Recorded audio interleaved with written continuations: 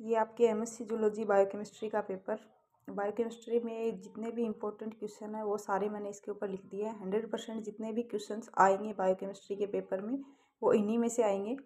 बाकी इनमें क्वेश्चन के डिवाइडेशन के साथ साथ में मैंने इनके आगे इनके नंबर भी लिखे हुए हैं, कितने नंबर का कौन सा क्वेश्चन बनेगा, यूनिट के साथ में दिए हुए हैं।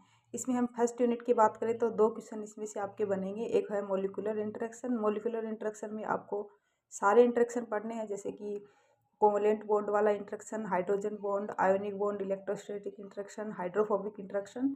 फिर विटामिन्स पढ़नी है आपको, 10 नंबर का क्वेश्चन है।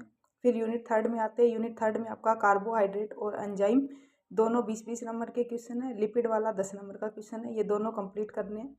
कार्बोहाइड्रेट में मोनोसेकेराइड, डाइसेकेराइड और पॉलीसेकेराइड, जिसमें होमोपॉलीमर और डाईपॉलीमर या फिर हेटेरोपॉलीमर जो दिए हुए हैं वो सारे के सारे।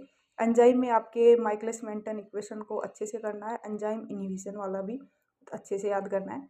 यूनिट थर्ड वाले के अंदर 20-20 नंबर के यूनिट थर्ड काफ़ी इंपॉर्टेंट यूनिट है, जिसमें आपके 20-20 नंबर के क्वेश्चन बनने की संभावना ज़्यादा है।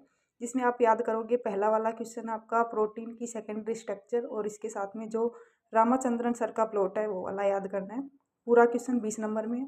रामाचंद्रन सर का प्लॉट अलग से भी आता है जो कि 10 नंबर में आ सकता है, कंप्लीट याद करना है। फिर आपको अमाइनो एसिड याद करने हैं 20 नंबर में। फिर आपको प्रोटीन सीक्वेंसिंग याद करनी है 20 नंबर में। ये 20-20 नंबर के क्वेश्चन है यूनिट थर्ड में से।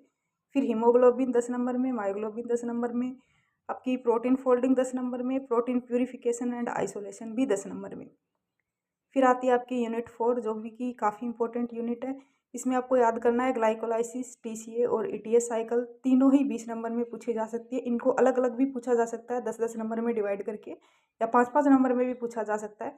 तो उसके हिसाब से आपको ये तीनों साइकिल याद करनी है। फिर आपको 10 नंबर में याद करना है अमाइनो एसिड का मेटाबॉलिज्म। फिर 20 नंबर में आपका बीटा ऑक्सीडेशन और lipid metabolism. Beta oxidation lipid metabolism मैंने यूट्यूब पे डाल दिया है, उसको आप देख सकते हो, उसके नोट्स भी मैंने डाले हैं। ये आपके 20 नंबर का क्वेश्चन है, 20 नंबर में पूछा जा सकता है, काफ़ी इंपॉर्टेंट है।